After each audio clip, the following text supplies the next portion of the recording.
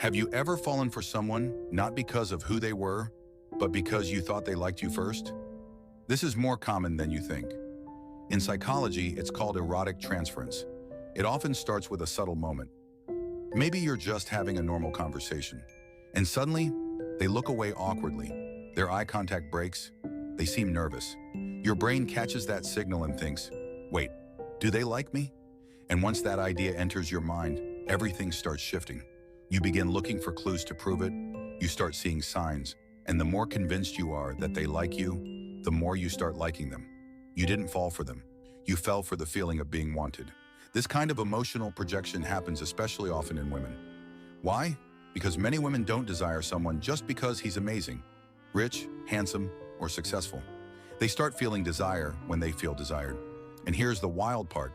When you start reacting nervously, awkwardly, avoiding eye contact, the other person picks up on that and thinks, wait, do they like me? And just like that, they start doing the same thing back. This mutual feedback loop can turn into what we call falling in love, even when no one actually said anything out loud.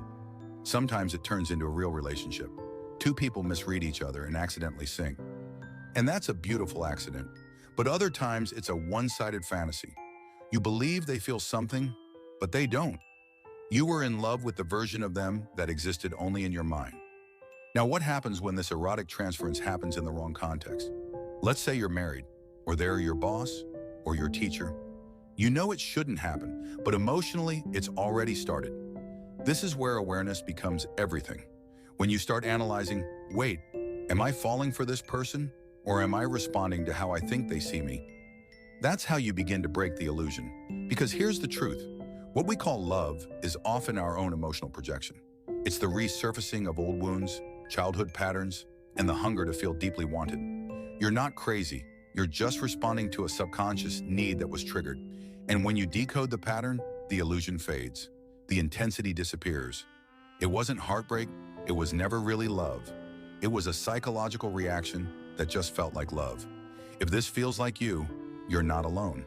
Like and follow for more tools to help you understand your patterns. And stop mistaking